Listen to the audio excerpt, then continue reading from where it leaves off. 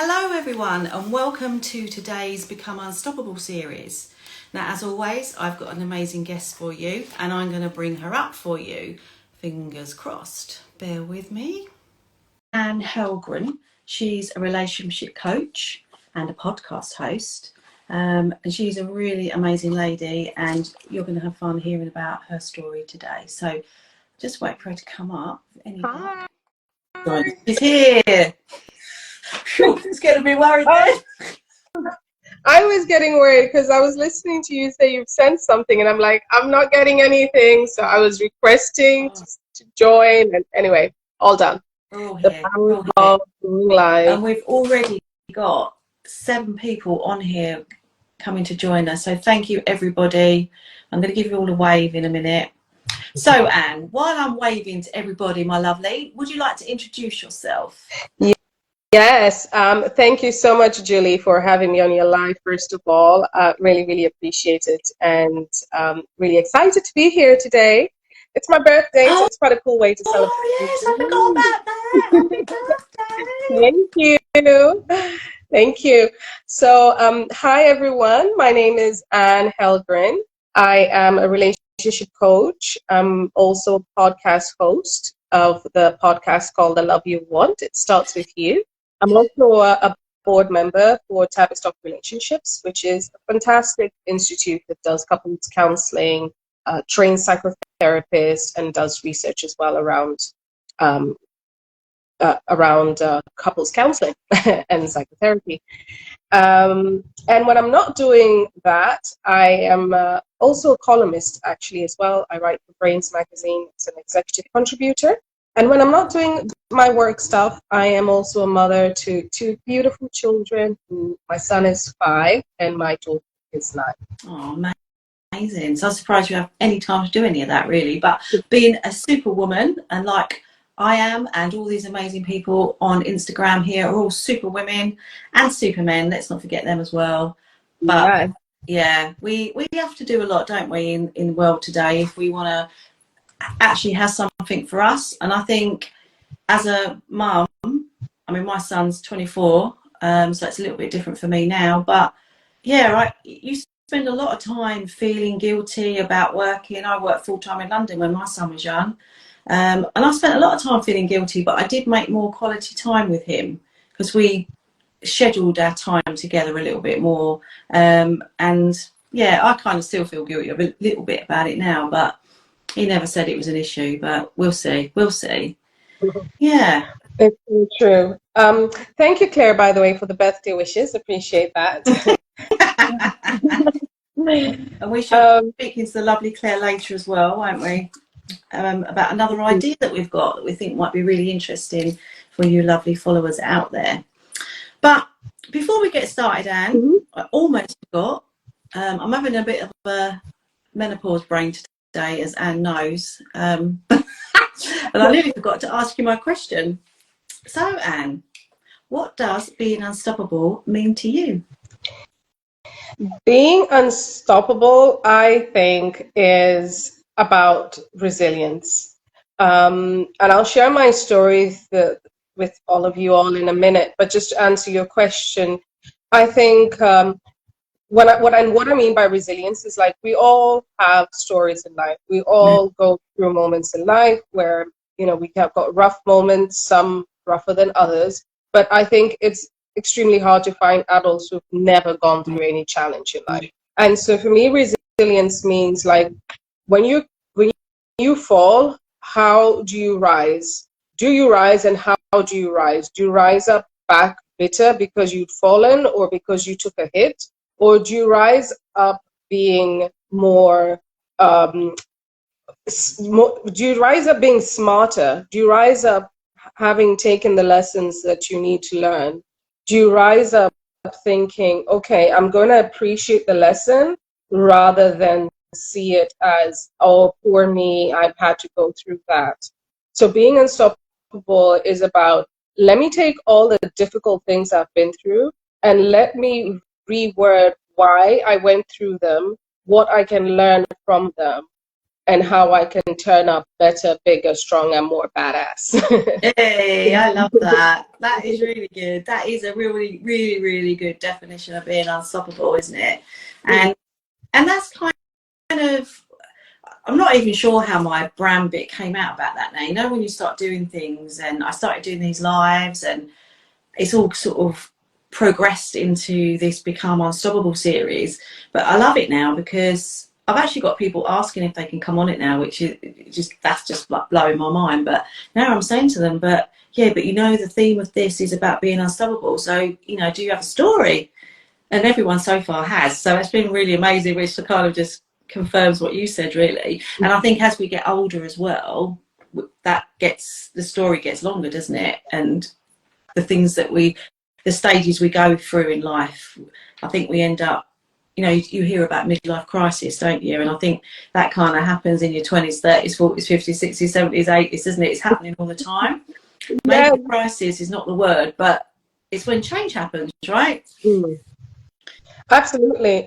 And I think you've said it really well as well. Like midlife crisis, people think of everyone going through that in their 40s, but I think there is a change in well, there should be, if you're growing anyway, there should be a change in your life as a person in every 10 years, if not at least, you know, if not every year, right? I'm a massive fan of personal development. I know you are too, Julie, and I'm sure a lot of people who tune in to your show as well would definitely be into personal development, or they would be tuning into something called Unstoppable, right? So I think if you continuously want to grow and become better, you definitely are going to go through some shift. And as you were saying, it doesn't need to be a crisis. It could just be a growth, but it's so fundamental. You do feel like there is a crisis within you, because change sometimes can be scary as well, right? Sometimes it's like, ooh, okay, I've kind of changed my persona, my values. You know, I don't have the same values at 42 today that I did when I was in my 20s, for example, or in my 30s. They change as I change and I grow. Absolutely.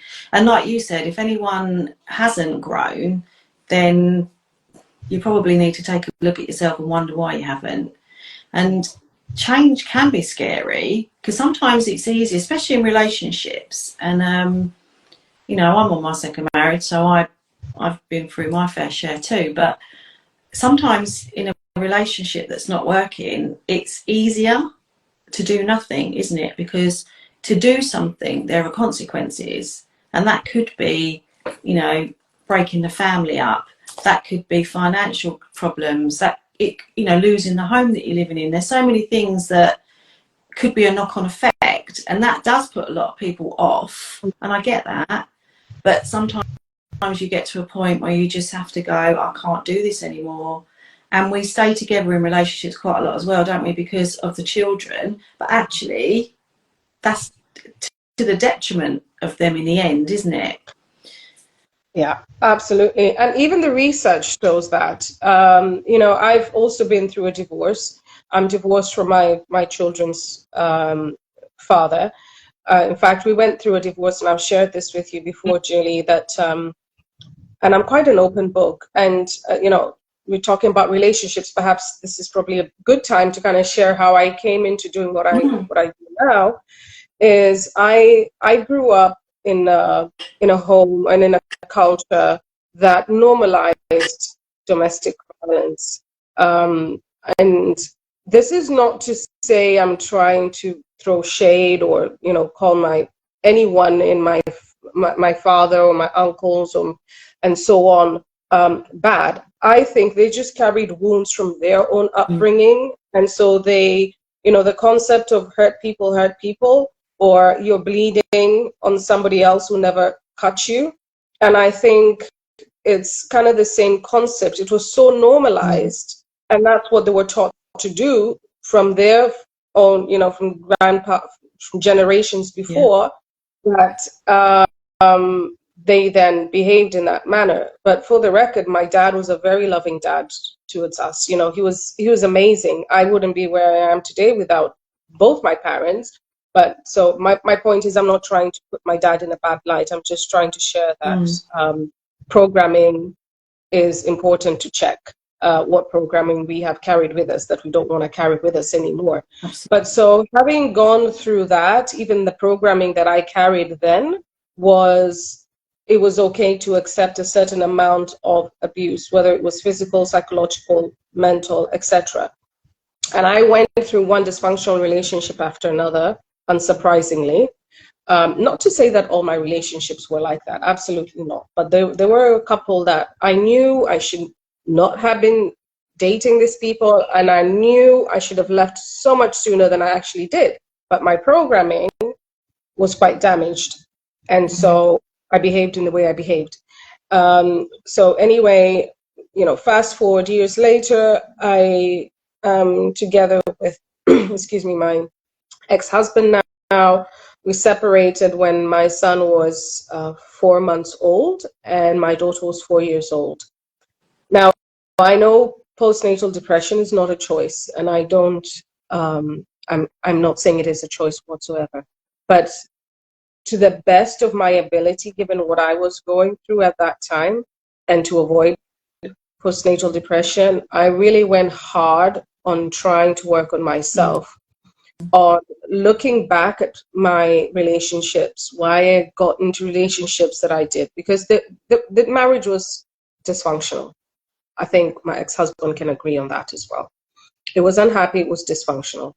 And just looking back, like why I stayed in these relationships for as long as I did, why I got into them for the first place. And you know what I found? I found, Julie, that I was always the common denominator. It was always me. Funny that.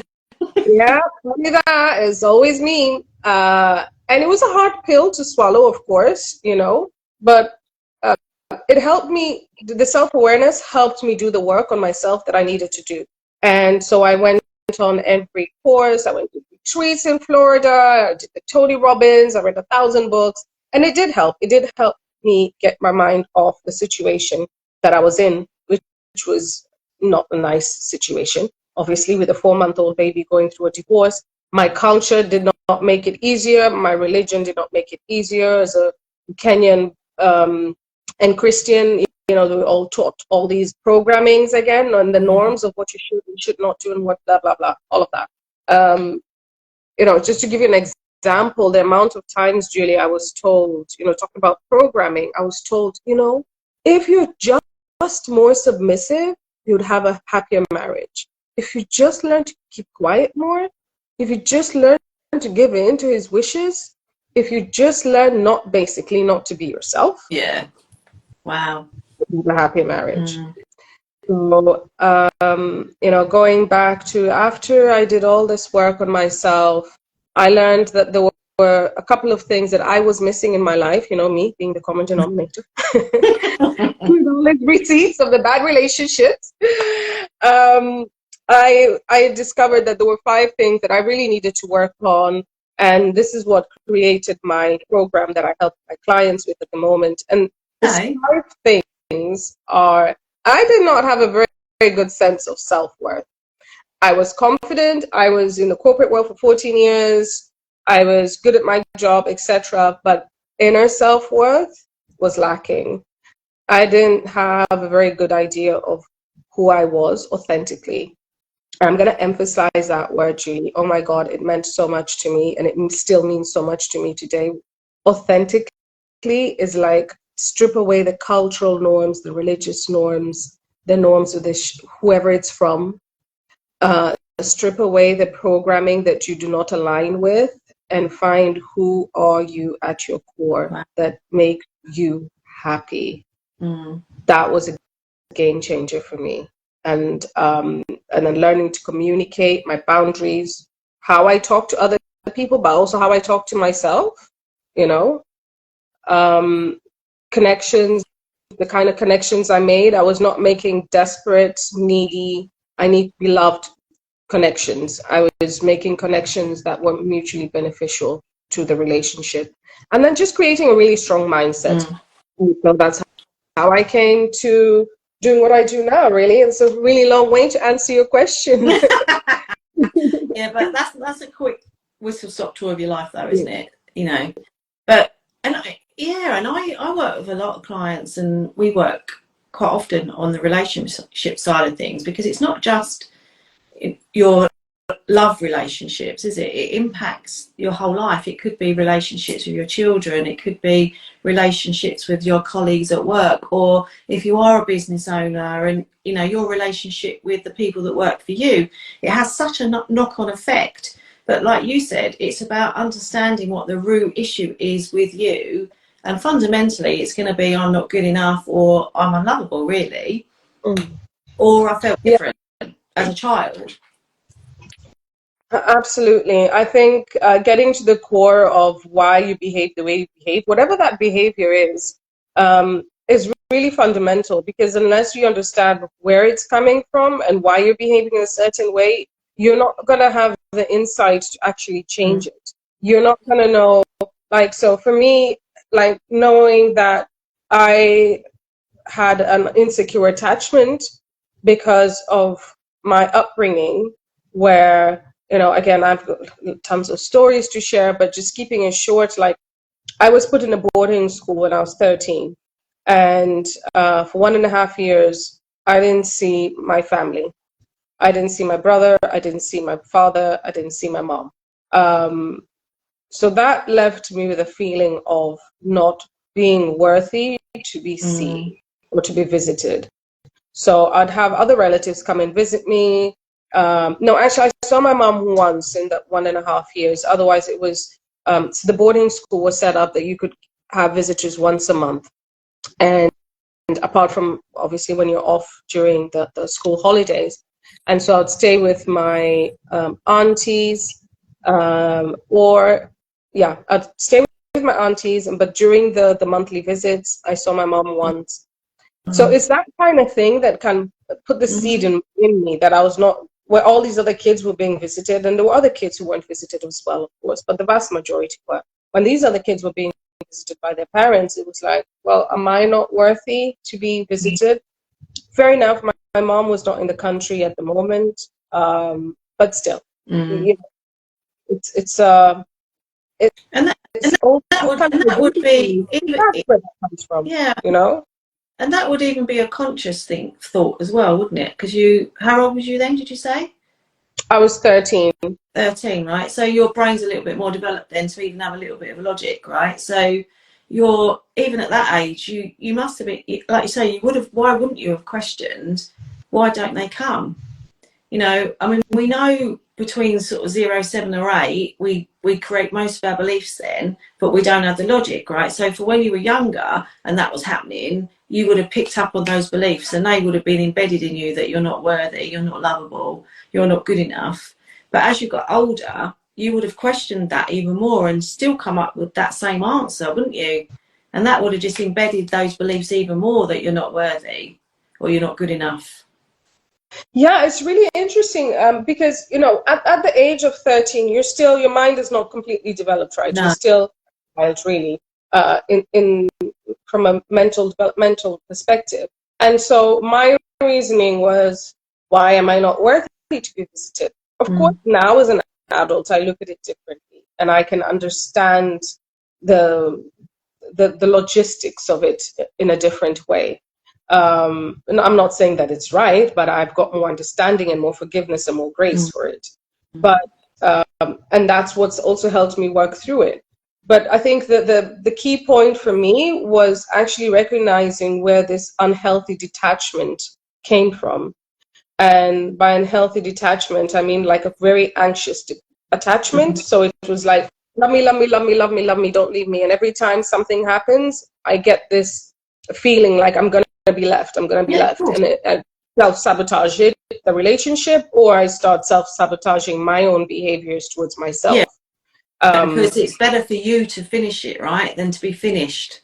That would be your exactly. mindset, wouldn't it? That I'm going to get in before they do, because then that makes me, if they do it, that makes you even more or even less worthy, doesn't it? More worthless and less worthy. So to get in there first just gives you that little bit of protection. Exactly. And it's like, I don't want to repeat the deja vu of being Mm. hurt or being left. So as you're saying, you know, it's better for me to break it. But here's the irony as well. As much as that is true, there was such a need to be in the relationship, like I was talking about, where I know it's not a healthy relationship. Like, what the hell am I still doing here? But because you're so desperate to be loved, you feel like I'd rather have this dysfunctional love than no love at all. And Yeah. and I think it's something that a lot of people go through. I don't think I'm alone in this at all. Where we feel like, people talk about, oh, why did you stay in that abusive relationship so long? And I know, again, there are very many reasons why people stay in abusive relationships. It's not just, there's some cases where people are generally completely frightened for their life. Yeah. And, if anyone listening to this live or afterwards, if that's the case for you, please do seek out help immediately. It does not get better. They do it once, twice, they'll do it 3, 4, 5, 6. The statistics show that most women are killed by someone they know, not strangers in the streets. As much as we put all this emphasis into protecting ourselves when we're out, and we should, but it happens with people we know from our own homes. And I'm not saying men are not going through domestic violence. Of course they are too. Please also get help. Yeah. And like you said, that's a really sad statistic, isn't it? But you are caught between a rock and a hard place in those situations. But like you say, the best thing you can do is go and seek help. When people are not in a particularly abusive, sometimes, abuse is an odd one as well, isn't it? Because it doesn't necessarily mean that you're physically being hurt. It can very much be psychological abuse as well, and that probably happens anyway. And then it's whether you get the physical abuse on top of that, isn't it? I would say, from the knowledge that I have about it. Yeah, I think you're very right. There is usually some kind of emotional, psychological, or mental abuse before the physical starts. I mean, not always, but they would usually kind of manipulate you into believing that your worth is like this small, if even it exists. So when they finally put their hands on you, it's easier to keep you in that relationship than if they hadn't broken you down emotionally and mentally in the first place. Yeah. And this is the thing, right? Because if we feel we're not lovable or not worthy of ourselves, right, then unfortunately that's our vibration, isn't it? That we don't love ourselves. So how can anyone else love us? And then we put that vibration out to the universe, and you what you put out you attract. So if you're putting out the fact that you're not lovable and you're not good enough and you're useless and worthless, then unfortunately that's all you're going to attract back, isn't it? You're very unlikely to find the man of your dreams, the one that you really want, who's really going to love you for who you are, because you're almost saying, I don't want nice ones because I'm not lovable, so just come along and just be nasty to me. And it's not a conscious thing, obviously, but this is the vibration, isn't it? And this is why it's so important to uncover those root beliefs of who we are, so that we're not doing that, and we can change that vibration and put it out there that actually, you know what, I am so worthy, I deserve much better than this. And then you start attracting the more positive relationships. Absolutely. And I just want to reiterate what you say there as well, Julie, that it's not conscious. I don't think there's a lot of people who go around thinking, oh, I'm not worth anything. Or, No. of course, there are moments where you feel that way, and I honor that. Like, that's a true reality for some people. But I think a lot of the times as well, it's very subconscious. And because it's in our subconscious and we continue behaving in a certain manner, as you're saying, the energy that we're vibrating, it's not even what we're saying verbally or thinking, but the energy that we vibrate through our subconscious is what is actually getting people to feel like, yeah, why do I keep attracting this kind of life? Right? Then it's about relationships. And you'll notice as well, and this was huge for me, it was such an eye-opener. it wasn't even just about my relationships, so my romantic relationships. It was also about my friendships, the people I had around me. It was about the people that I attracted in my life in general, from business partners to just everyone. Like it was insane. The vibration changed. I leveled up my game, and people who came into my life were also on another level that I wanted to be Absolutely. attracting into my life. So it's huge. It's not just about your personal relationships, romantic relationships. No, and that's a good point, right? So years ago, I trained as a counsellor. I've worked with a lot of people, and I don't do the talking therapy anymore because what I do now is way, way, way more powerful. But there was many occasions, and also in my current world, where someone's in a bad relationship, but you've only got your hands on one of them, right? So one element is with you in your therapy room, right? And I remember thinking once, oh my God, how am I going to help them? Because I've only got one here. But then I started to realise actually that you can absolutely make a knock-on effect, because once I started to help that person who was in front of me, exactly as you were saying, then they started projecting themselves differently. Then their behaviour changed, and then the other people's behaviour changed, because you're not at that kind of like loggerheads all the time. Yeah. And because you're behaving and presenting differently, then sometimes they do too. And you can do a lot of difference by just working on yourself. And I would say you have to work on yourself first anyway, because until you're happy and content within yourself, then everything we've just said previous to this conversation, isn't it? It's like it has that whole knock-on effect. So by working on ourselves, we can still have a phenomenal impact in our relationships, even if the other people are not working on themselves. Have you seen that too?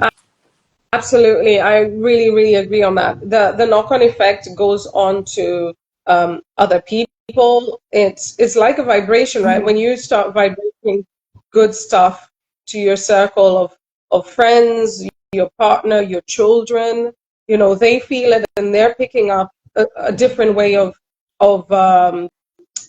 navigating, I think, in life.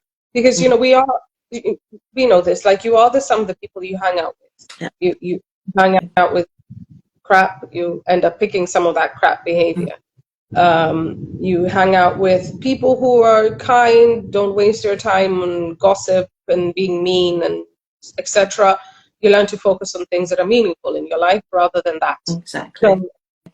So, as you're saying, that the knock-on effect is massive, and I think that it also from your relationships, and also I think, as I was saying before, like your business, your life, your career, your health, like your physical health, your mental health, it all has like a knock-on effect. The stronger you are, the more self-worth you create within yourself, the more you turn up on a different level, psychologically, mentally, physically, spiritually as well. I'm a very spiritual person, and I find whenever I do show up on a different level, I also turn up better spiritually as a spiritual person. Yeah.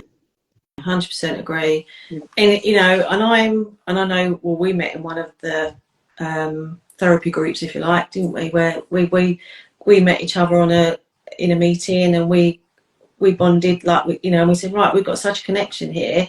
And then I've been on your podcast, which hasn't been gone live yet, and now you're on here, and now we're actually going to be collaborating potentially with some other ladies from one of my other groups who are also in the line of relationships. So just by hanging around, like you say, with like-minded people, you just don't know what opportunities are going to arise, what doors are going to open.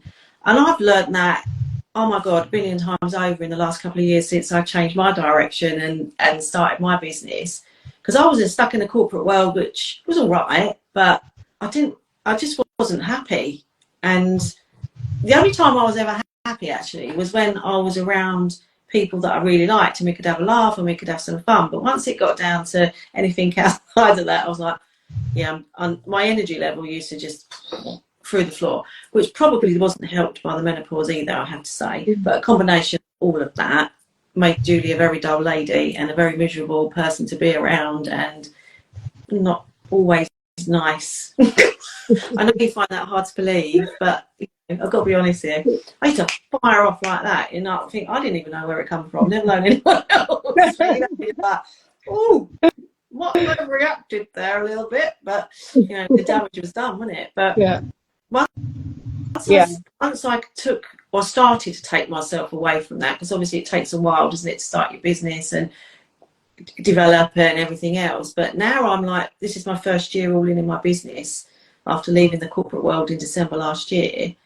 I'm still going through a journey, right? Because I'm still kind of detaching myself from that old Julie, because I'm creating this new Julie, and this new Julie's not really sure who she completely is yet, right? Because I'm doing things that, doing this, for example, I didn't even know what Instagram was a couple of years ago, never mind sitting there doing a series, going on people's podcasts and stuff. But it started with my personal development and uncovering my limiting beliefs, which were I wasn't good enough. Now, I had a lovely childhood. There's nothing fundamentally wrong with it. But yet I still had that under belief that I wasn't good enough, right? So as a result of that, I lacked confidence, which people wouldn't have known that, because I've always come across, quite confident. But inside, I was always scared to, I used to say, I'm not going to put myself on the pedestal because then someone's going to push me off.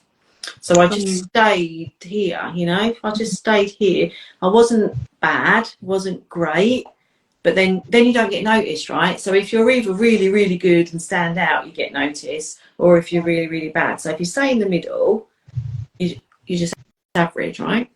Yeah. And I spent most of my life. Yeah. I spent most of my life like that until I did all this self-development, and then I released all that and realised, do you know what, I'm bloody amazing. And actually, when I look back at what I'd done, I was still pretty amazing, but I didn't really appreciate that then. So now, when opportunities arise, I just say yes to things. Whereas I don't go, oh God, I wonder what. I just go, yeah, all right, and then find out afterwards what I need to do, and it's so liberating. It is, absolutely. Do you know what? And when you were saying that as well, Julie, I remember a card I got. I've never forgotten. I still have it. I think I got it coming to 20 years ago now, and it was by a colleague, no, a friend of mine. I mean, a friend of mine that we went to uni together with for my undergrad, and it was the simplest card, but the message was so profound. And it was a card with butterflies in this box, and the butterflies, and then there's one butterfly outside the box, and the butterflies are asking, why did you fly outside the box? Being inside the box is safe and it's familiar, and we are here together. And then this butterfly goes, you might be safe and familiar, but I am free. Isn't that Lovely, isn't it? yeah. So thank you, Sonia, good child. If you're listening to this, I still have that card from 20 years ago. Yeah, it's staying in your comfort zone and in your safe zone doesn't really bring you much success in life. It never does, I believe, anyway. And I'm sure you're kind of talking about the same point, that if you do want to become unstoppable, if you do want to level up on another level, you've got to get out of your comfort zone. You've got to accept that how you're behaving now, you've got to change something to get to the next level. What you're doing now it's got you where you are today, but you want to get to another level, you've got to level up your game and start doing things differently, whatever that might be for you. Take a moment to get the right kind of support, whether it's a mentor, a coach, maybe it's a therapist to clear out some stuff, whatever that is, whatever that looks like for you. If you want to become unstoppable, you've got to get out of your comfort zone. You've got to become resilient. You've got to make choices. Oh, this is another thing as well that I learned recently, from the Super Genius course. And it was about choice. How we all fundamentally have a choice in the way we want to live our lives. Now, I know there's a couple of caveats to that statement, but just without going down that aisle of the extreme situations where people don't actually have a choice, I think it's safe to say that most of us do have a choice. And whether we get out of our comfort zone, whether we go for that promotion, whether we start that business, how we surround ourselves with the people that we do, which people we surround ourselves with, the boundaries we create, what we tolerate, what we don't tolerate. Like, we have a choice. Do I read a book, or do I sit scrolling Instagram endlessly watching cat videos? Do I put on the TV and watch TV for 7 hours a week? 7 hours a week is a full working day. What else could you have done with that? When you're complaining you don't have Listen to time. a podcast or listen Yeah. to, say, read an inspirational book or something, isn't it? Exactly. You're And it's absolutely like, right. people are like, oh, I don't have time to my hobbies. I really want to start an oil painting class or a dance class. I don't have time. You spend 7 hours watching telly. Like, you have time. You just haven't prioritized where you're spending it. Well, and this is a good point, because we all have the same amount of time, don't we? It's just about how to use it, and well, if anyone says it to me about they don't have time, they get it full barrel, because I'm the master at filling my day and not always a good thing, But what I've got better at is actually scheduling time in for me. So in the mornings now, that's my time. Now, I know it's easier for me because I don't have small children, and unfortunately I don't have my puppy to walk anymore either. So that was obviously part of my day. But now I schedule my calendar in the morning, so I block it out first thing, so I've got time to get up. I do my exercise, do my meditation, and then take some time for me, and then I start my day. And then I start my day with writing out my goals that I want to do. And I've got myself a new whiteboard now, so I can't show you something over there, but so that I just put 3 things on there that I must get done today, and mostly I get them done, but it depends, because I do get distracted sometimes. But the point being, we've all got the same amount of time, and it's easy to use that as an excuse that I don't have time. And I know, as I say, when people have got children and things like that, it's more difficult to manage, but you still need to look after yourself. And this is where I teach my clients, the first thing I start talking to them about now is whether they've got any self-care. And most of them don't, because as women, we just take it on board that we've just got to do, and it's selfish if we take time out for ourselves, right? But it's not, is it? That if we don't look after ourselves, then we can't look after everyone else. Exactly. Exactly. You end up pouring out of a cup that is just frustrated. It's empty. You've got nothing else to give. Like, I've become very well aware of self-care is not being selfish. If I've got, as I mentioned earlier on, I've got a 5-year-old and a 9-year-old. My 5-year-old is autistic, so he demands a lot more of my time, attention, and and so on. And by the way, they're just, I know I'm obviously their mother, so I'm very biased, but they're the bestest. They're absolutely darling. But they, so, doing that and everything else that I do, there is no way I'm going to turn up for the most important job in my life, which is my kids. My being a parent being a mom is the most important thing for me. There's no way I'm going to turn up as the best mom I can be if I'm constantly depleted and tired and not taking care of myself. So sometimes, like when we share what's it called? Not cut. Yeah, when they're with their dad, and so he has them for a weekend or something. I'm like, I'm gonna go and do something for me. And I went on holiday by myself for the first time this summer, and my daughter was not very pleased about it. She's like, how are you going without us? Because I always go on holiday with them. And I'm like, mommy just needs some time by myself. I didn't take my friends, I didn't take anybody. I just wanted some like recharge time for me, because as any parent out there, and you remember this as well, when you've got small kids, you're on holiday, it's not really a holiday. Not at all, no. It's just doing the same thing but just somewhere else, right? And you might Yeah, not have to cook. exactly. It's a change of environment, but it's not really. No, You don't have to cook, but it's not really time off time. no.